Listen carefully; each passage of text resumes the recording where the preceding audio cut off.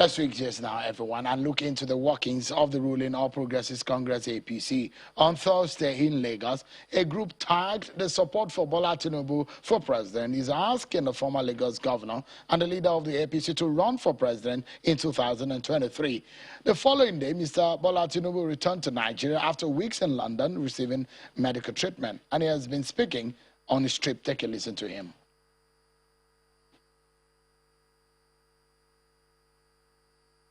I'm a little emotional, but I'm happy.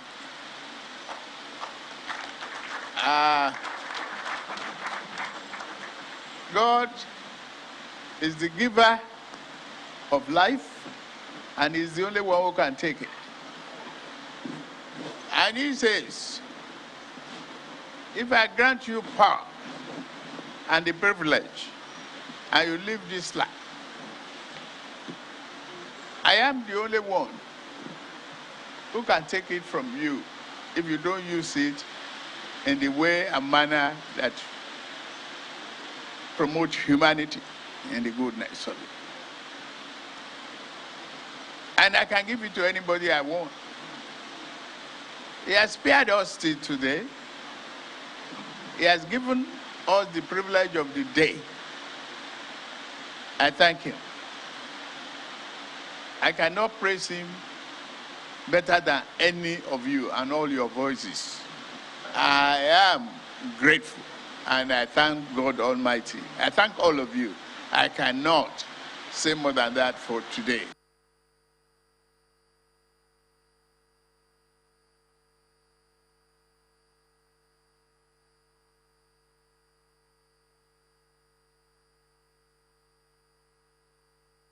While a group known as the Progressives Consolidation Group is said to have been given official approval from the APC leadership to convert support for the Vice President, Professor Yemi Osinbajo. We hope to be hearing from that group tonight on the program.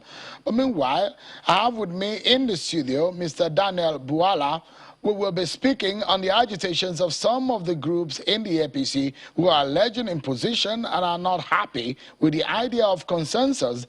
They are seeking a rebirth of the party. We had one of the members of the group last week. Let's speak with Mr. Daniel Bwala now on some of these issues within the APC. Thank you so much, Mr. Bwala, for joining us tonight. It's good to see you again. The issue of consensus is causing trouble in your party, and just in the past days we had members of the party who are asking that there must be a rebirth of the party, and what they are afraid of is that what they tagged imposition is going to bring the party down. Well, what I've always known, first of all, thank you for having me. I've always known about politics is that the foundation of it is negotiation, and sometimes when you come to the negotiating table, some people might have upper hand over the others.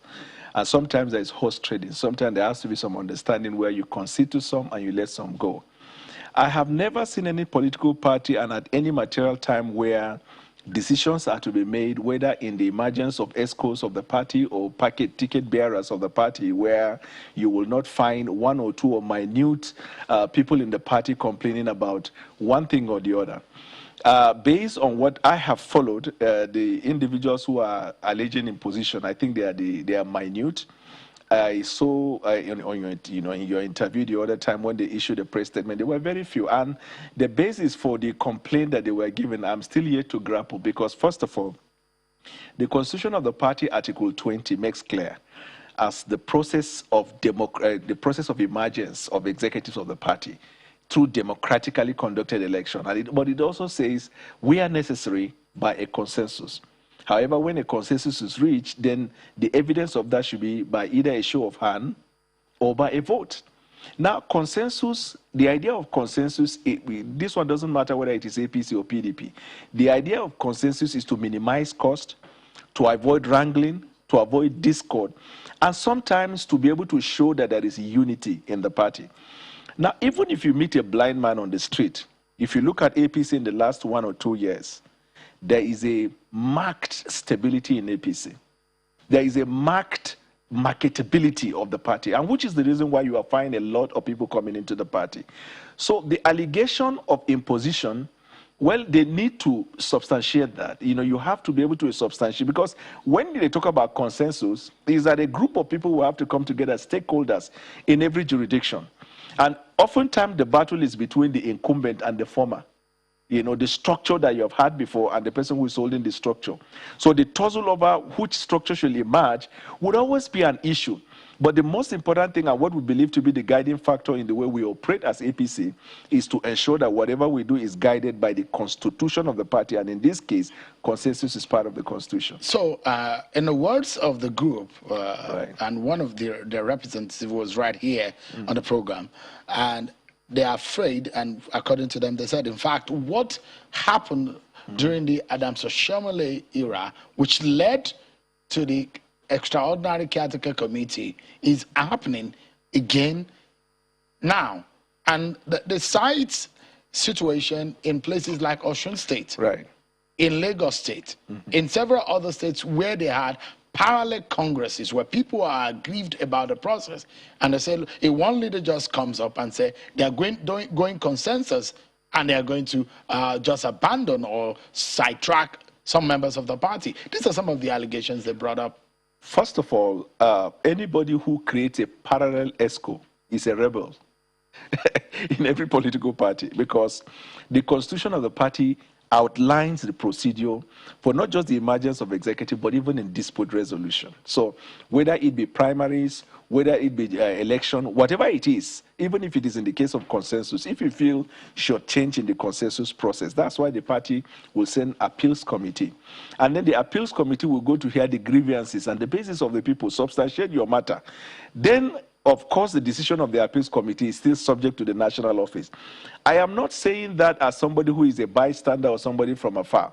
I ran for an office, you know, when I was looking to run for the position of Senate in the FCT here.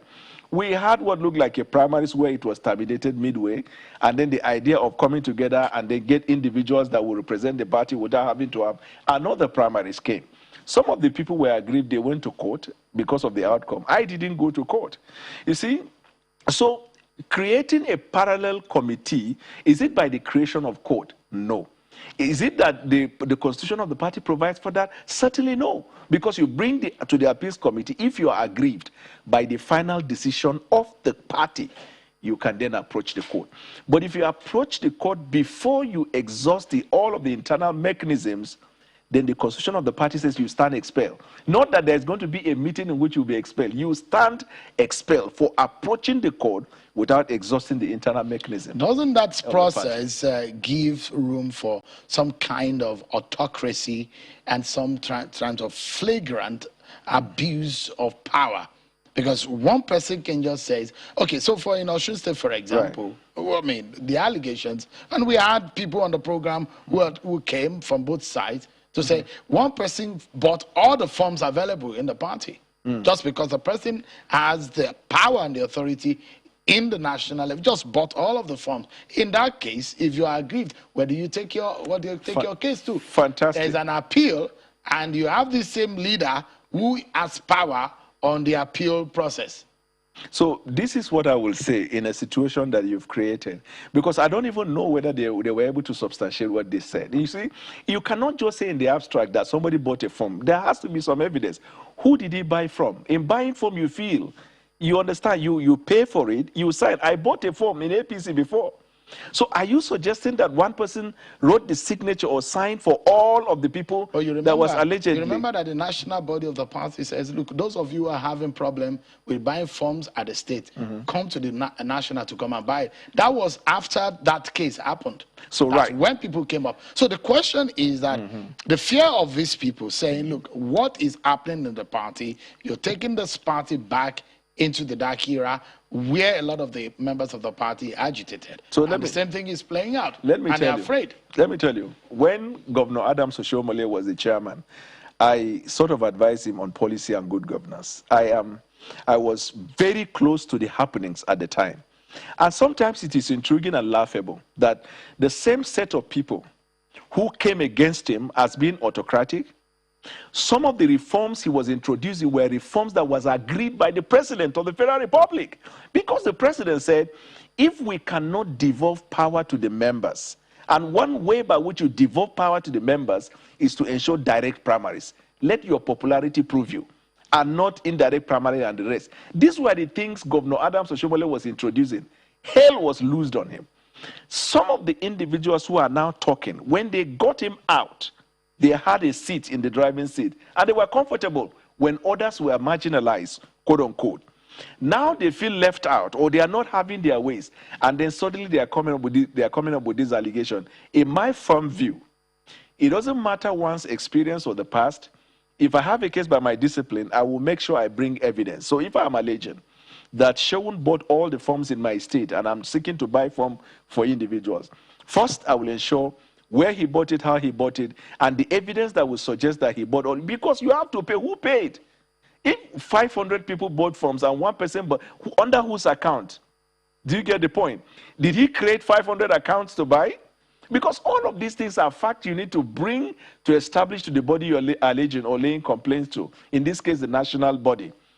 As per the fear that the party is going backwards, to be honest with you, I do not see that. Because I know for a fact in the last 1.5 years, we rarely see drama in the television as per crisis in the party. What we have seen rather is that in some states where highest public office holders are holding cabinet position, for example, in government, they will want to have their structure. And in a situation where there is an incumbent governor in that state, it has to be a battle. It's even in America. Let me take you to what is happening. Right. So we saw Bwala Tinubu's group supporting or rooting for Bwala Tinubu to become president in 2023. They call their group Swagger. Right. And there's another group that obtained an official permission from the APC leadership, and they call themselves the Progressive Consolidation Group of the APC. That's PCG. That's what they call themselves, to canvass vote for the vice president, Yemi Osinbajo. Okay, I see. So I see a situation where two groups canvassing votes for a leader and someone who was is former commissioner, and the VP being someone who is was very close to Bwala Tinubu. For your party, if this kind of, they've not come out to say they are going to run or not, but what does this mean for your party? But intriguing enough, in the case of Asiwaju Bwala Tinubu, who is the leader of the party, national leader of the party, he has been very technical and very strategic about it. You will never see him disowning or disassociating with any group calling for his presidency. He will appreciate your show of concern. In fact, I saw a video where somebody even said, Mr. President, hope to see you soon. He said, thank you. Do you get? But in the case of the vice president, who is eminently qualified also, I have seen 1 or 2 occasions where he not only denounced the group, but disassociated himself from them. Now, whether that is observing political decorum or not wanting to rock the boat is a different thing. But I know for a fact that if you don't indicate expressly or impliedly you're interested, you should not be angry or feel somehow if people say you are not interested. Now, you have only talked about 2 people from the Southwest. There are 5 other individuals from the Southwest you haven't even mentioned, making 7. You go to the South-South, you're looking at 5. You come to North Central, you're looking at 3. You go to Northeast, you're looking at 2. Now, this is why sometimes the consensus thing now plays. At the end of the day, you have close to 15 people, and all of whom are eminently qualified. You need to create time when we will talk about presidential hopefuls in APC, and then we can bring their resume, so to speak. Yeah. Yes, for people to judge. But these are 2 people that the other people, they've been, in the realm of permutations of analysts, right, and side talks in the political realm. But for a fact, the people that we know, I've had a conversation with the governor on the program who said that he's rooting for the vice president. Should he decide to run? Although the vice president said, I'm not interested, I want to focus on the business of government. But I'm looking at the quality of these 2 people that have officially been thrown up, at least publicly, on television, in the media that we know. What does this mean for your party? Because I spoke with the PDP chieftain here, who said, well, they are monitoring what is happening in the APC, but they're now afraid of your party. Are these candidates worth the kind of fear that PDP should be having? First of all, these 2 candidates you've mentioned, each of them can cleanly defeat any candidate that comes out of PDP, except if the candidate is Atiku Abubakar. At a better time, we'll talk about the dynamics, not that he would defeat them or they would defeat him. That is one. And then number two, I think it is disingenuous to only focus on two of them, because I have also heard some governors, one or two at least, who have thrown their weight behind Governor Yahya Bello. Yes, I'm aware of Governor Yahya Bello and those rooting for him. Right. I'm not sure he has personally also come out to say, I am running. But people have been talking about him wanting to run. Yes, and because he represents the youth, he is also a two-time governor, and who is also leading as far as security issues is concerned. I don't know any state in Nigeria that has been able to tame insecurity like, Kogi. So he too will come to the table with a case. You have not gone to the south. People like Governor Rotimi Amechi, people are also rooting for him. People like Timi Presilva, people are rooting for him. The PDP man that came to our party, Akpabio, people also are rooting for him. If you come to the Northeast, there are individuals who are saying, okay, if we can't get presidency, let's get the vice presidency. And you find governors each pointing at one or two. This is too early for me to sit and say who is the standout. But you are close to power. Yeah. What is the body language of the president looking like? To finish his second term. I'm just being honest with you. Yeah. You cannot find one person who can tell you categorically that the president is supporting this candidate or that. Anybody who tells you that they are name dropping the president, it's not true. I have known, even in the emergence of leadership of the National Assembly, the last thing the president will only lend his voice after the party takes a decision. Because we are understanding that there's some defection. In fact, like a former president might be coming to your party. This is also the political rumors. And sometimes these political rumors become real. I have also heard about the former president, Goodluck Jonathan, coming. If he comes, welcome, right? All right. And then, but when he comes, he will play by the rule. Daniel Bwala is a lawyer and a member of the APC. Thank you so much for coming tonight. My pleasure as always. But that's our show for today. Thank you so much, everyone, for watching. I'm sure Kimbale. Bye for now.